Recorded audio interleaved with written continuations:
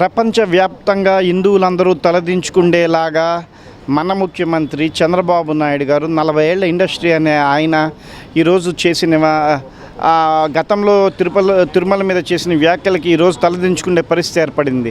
చంద్రబాబు నాయుడు గారిని కనీసం దేవుళ్ళనన్న రాజకీయాలకు అతీతంగా ఉంచలేరా అని సుప్రీంకోర్టు న్యాయమూర్తులు ప్రశ్నిస్తే వాళ్ళ ఆంధ్రప్రదేశ్ ప్రభుత్వం తరఫున ఎపీరైన న్యాయవాదులు ఏమీ మాట్లాడలేకపోయారు.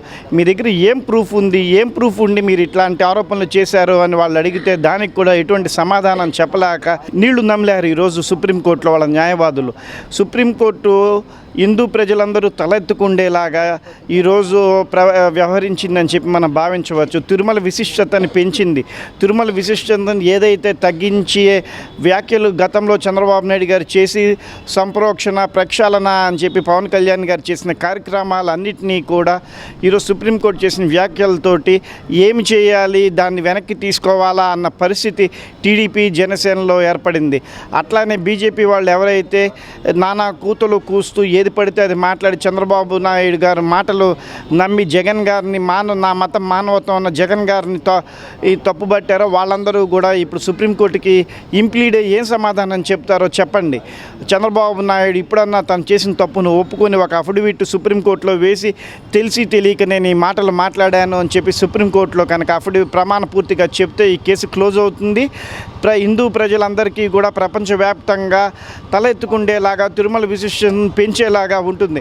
అట్లా కాకుండా రాజకీయాలకి తిరుమల దేవుడిని వాడుకోవాలని చంద్రబాబు నాయుడు గారు చూసినట్లయితే కనుక వెంకన్న దేవుడు ఆయన్నిపై శిక్షించడం ఖాయం. అట్లాగే పవన్ కళ్యాణ్ రేపు 2వ తారీఖు 3వ తారీఖు ఏదైతే తిరుమలలో డ్రామా కొనసాగిద్దాము, ప్రక్షాళన సంప్రోక్షణ అనే మాటలతోటి తిరుమల వెళ్తున్నారో ఆ కార్యక్రమాన్ని రద్దు చేసుకొని నేను తప్పు చేశాను, మా నాయకుడు ఆయన నమ్మే నాయకుడు చంద్రబాబు నాయుడు గారు ఏదో తెలిసి తెలియక మాట్లాడిన మాటల్ని నేను కొనసాగించాను, యువతకు ఆదర్శంగా నిలుస్తున్నాను అని చెప్పుకుండే పవన్ కళ్యాణ్ గారు యువత ప్రశ్నిస్తోంది ఇప్పుడు సుప్రీంకోర్టు అన్న మాటల్ని పెట్టుకొని ఏ విధంగా మీరు తలకాయ ఎత్తుకోగలరు అని, ఏ విధంగా మీరు హిందువుల మనోభావాలని మీరు గాయపరిచారు, ఆ మనోభావాలను గాయపరిచిన దానికి ఏం సమాధానం మీరు చెప్పగలరు పవన్ కళ్యాణ్ గారు అని చెప్పి హిందూ యువత అంతా ప్రశ్నిస్తున్నారు. కాబట్టి 2వ తారీఖు 3వ తారీఖు మీ కార్యక్రమాన్ని రద్దు చేసుకొని బేషరతుగా హిందువులందరికీ క్షమాపణ చెప్పాలని చెప్పి పవన్ కళ్యాణ్ గారిని కూడా కోరుకుంటున్నాం. అట్లాగే చంద్రబాబు నాయుడు గారు సుప్రీంకోర్టులో 3వ తారీఖున అఫిడవిట్ వేసి నేను తెలిసి తెలియక ప్రూఫ్లు లేకుండా నేను ఈ మాటలు అన్నాను కాబట్టి సిట్ విచారణని మొత్తాన్ని నేను రద్దు చేసుకుంటున్నాను, ఎటువంటి కల్తీ జరగలేదని చెప్పి సుప్రీంకోర్టు ముందు బేషరతుగా ఒప్పుకొని హిందూ మనోభావాలని కాపాడి దేశ విశిష్టతని తిరుమల పవిత్రతని కాపాడాలి. అట్లాగే కోట్లు మీ లాయర్లకు ఇవ్వకుండా ఈ కేసుని ఇంతటితో ముగించాలి. కనీసం తిరుమల మీద ఉన్న భక్తితో ఆంధ్రప్రదేశ్ ప్రభుత్వం తరఫున వాదించే లాయర్లు డబ్బులు తీసుకోకుండా వాదిస్తే వాళ్ళు భక్తి కోసం హిందువుల కోసం వాదిస్తున్నారనుకుంటారు. మీరేదో మాటలనేసి వాళ్ళు కేసులు వాదించడానికి కోట్ల హిందూ ప్రజలు డబ్బులు చేసి మీరు చేసేది ఇదంతా కూడా ప్రజలందరూ గమనిస్తున్నారు.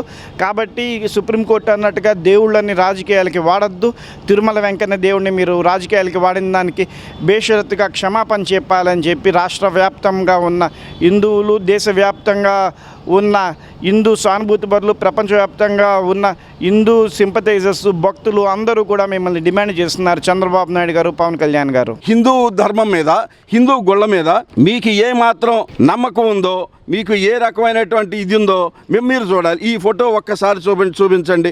దేవుడు గుళ్ళో పూజ చేస్తూ చంద్రబాబు నాయుడు గారు చెప్పులతోనూ బూట్లతోనూ నుంచొని దేవుడికి పూజ చేస్తున్నారు. ఈ ఫోటోని గమనించండి. మీకు దేవుడి మీద భక్తి ఉందా? మీకు దేవుడి మీద భక్తి ఉందా? భక్తి ఉంటే చేసేటువంటి విషయాలు ఇవేనా?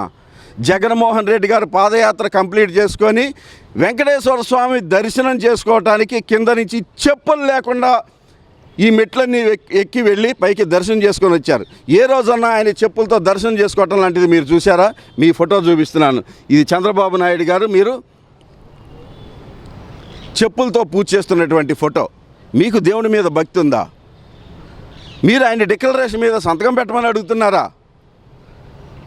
మీ అనుయాయులు, మీ పార్టీ వాళ్ళు, మీకు తోకలుగా ఉన్నటువంటి బీజేపీ వాళ్ళు వీళ్ళందరూ కలిసి కక్షగట్టి కుట్ర పన్ని మీ ఓటు బ్యాంకును కాపాడుకోవటానికి ఓటు బ్యాంకు రాజకీయాలు చేస్తున్నారు తప్ప ఇది మిమ్మల్ని దహించి వేస్తుందన్న సంగతిని గుర్తుపెట్టుకోండి. భారతదేశం ప్రజాస్వామ్య దేశం, లౌకిక దేశం. ఇక్కడ అన్ని పార్టీలు, ఏ మనిషి అయినా సరే ఏ పార్టీనైనా ప్రచారం చేసుకోవచ్చు, ఏ దేవుణ్ణైనా సరే దర్శించుకోవచ్చు, ఏ మతాన్నైనా స్వీకరించే హక్కు, స్వేచ్ఛ రాజ్యాంగం ద్వారా కల్పించబడింది. మీరు సంతకం పెట్టండి, అది చేయండి, మీరు గుళ్ళోకి రావడానికి అర్హత లేదు. ఈ వెంకటేశ్వర స్వామి మీకు ఏమన్నా స్పెషల్గా హక్కులు ఇచ్చాడా? లేకపోతే వెంకటేశ్వర స్వామిని సృష్టించింది మీరా? ఏ దేవుడి దృష్టిలో ప్రజలందరూ ఒకటి కాదా? దేవుడి దృష్టిలో సృష్టి అంతా ఒకటి కాదా? జగన్మోహన్ రెడ్డి వేరు, మీరు ఒకళ్ళు మాత్రం సపరేటా? ఆలోచన ఉండి చేసే పనులేనా? ఏ ఒక్కడు కూడా ఆంధ్రప్రదేశ్లో ఉన్న ఏ ఒక్కడు కూడా మీరు చేసేటువంటి నికృష్టాలకి, దౌర్భాగ్యాలకి, దుర్మార్గాలకి ఖచ్చితంగా బుద్ధి చెబుతారు. దీన్నే గనక మీరు కంటిన్యూ చేయదలుచుకుంటే మీరు ఖచ్చితంగా ఇబ్బందుల పాలు కాక తప్పదు. చంద్రబాబు నాయుడు గారు ఎవరు సంతకాలు పెట్టాలో ఎవరు పెట్టకూడదో రాయటానికి మీరెవరు? ఏ కొత్తగా రాజ్యాంగాన్ని రాసుకొని తీసుకొని వచ్చారా? మీరేమన్నా దైవాంశ సంభూతులు అనుకుంటున్నారా? మీరేమన్నా రాజ్యానికి అతీతులు అనుకుంటున్నారా? ఏం మాట్లాడుతున్నారని కనీస ఇంగిత జ్ఞానం ఇదన్నా మీకు ఆలోచనలన్నా ఉన్నాయా? రాజశేఖర రెడ్డి గారు ఇది ముఖ్యమంత్రిగా ఉండగా ఏ రోజన్నా సంతకం పెట్టే విషయాన్ని చూసారా? ఆ రోజున లేని నోర్లు, ఆ రోజున రానటువంటి ఆలోచనలు ఇప్పుడే ఎందుకు వస్తున్నాయి? సోనియా గాంధీ గారు వెంకటేశ్వర స్వామి దర్శనానికి వచ్చిన రోజున ఇదే ప్రశ్నలో ఆవిడని కూడా మీరు ప్రశ్నించారు. అప్పుడు ఆవిడేం సమాధానం చెప్పింది? రాజీవ్ గాంధీ భారీగా నేను ఇక్కడ గుళ్ళోకి అడుగు పెడుతున్నాను, నేను సంతకం పెట్టాల్సిన అవసరం లేదని సంతకం పెట్టకుండా వెళ్ళిపోయింది. ఆ రోజు లేవని నోర్లు, ఆ రోజు మాట్లాడిన మాటలు ఇప్పుడెందుకు గుర్తుకొస్తున్నాయి? జగన్మోహన్ రెడ్డిని కావాలని ఆయన టార్గెట్ చేసి ఆయన ఒక కులానికి ప్రతినిధిగానో, లేకపోతే ఆయనకి ఒక మతానికి ప్రతినిధిగానో, లేకపోతే అసలు ప్రజలకి సంబంధం లేనటువంటి వ్యక్తిగానో లడ్డూ వివాదాన్ని తీసుకొచ్చి హిందువులను దూరం చేయాలనుకున్నారు జగన్మోహన్ రెడ్డికి. ఇవాళ డిక్లరేషన్ అనేది ఇచ్చి సంతకం పెడతాడా పెట్టడా చూసి సంతకం పెడితే ఈయన హిందువుకి సంతకాలు పెట్టాడు, దళితుడిగా పనికిరాడు అని దళితుల్ని లేకపోతే ఎస్సీ ఎస్టీలని జగన్మోహన్ రెడ్డి గారికి దూరం చేసేటువంటి దుష్ట నీచ నికృష్టమైనటువంటి సాంప్రదాయం, నికృష్టమైనటువంటి ఆలోచనలు ఉన్నటువంటి మీరు పిచ్చి పిచ్చిగా మాట్లాడతారు. మోడీ గారు ఆ రోజున దర్శనానికి వచ్చిన రోజున జగన్మోహన్ రెడ్డి గారు కూడా పక్కన నుంచొని ఆయనతో కలిసి వెంకటేశ్వర స్వామి దర్శనానికి వెళ్ళారు. మోడీ గారు పనిగట్టుకొని ఆగి జగన్మోహన్ రెడ్డి గారు వచ్చేదాకా ఆయన్ని కలుపుకొని భుజం మీద చేసుకొని దేవాలయానికి దర్శనానికి వెళ్ళారు. ఆ రోజున ఈయన డిక్లరేషన్ మీద సంతకం పెట్టాలని మీకు ఎందుకని అనిపించలేదు? ఆ రోజున ఎందుకని అడగలేదు? మీ మోడీ గారు పక్కన ఉన్నారు కనుక. అసలు మీరెవర్రా హిందువులు ప్రతినిధులు అని చెప్పుకోవడానికి? మీరెవరు అసలు? మీరు హిందువులా? మీరు అగ్రకులాల? అసలు హిందూయిజం అంటే ఏంటి? మీ విశ్వ హిందూ పరిషత్ వాళ్ళని అడగండి.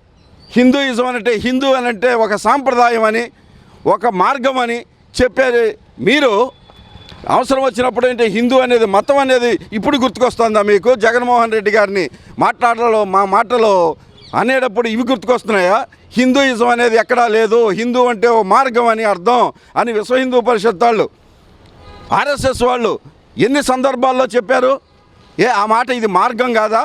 వెంకటేశ్వర స్వామి దళితుల్ని రానివ్వడానికి వీలు లేదని చెప్పేసి ఏ రోజన్నా మీ రాజ్యాంగంలో రాసి మీకు మిమ్మల్ని ప్రతినిధులుగా కూర్చోబెట్టారా ఎవరిని రానివద్దనటానికి?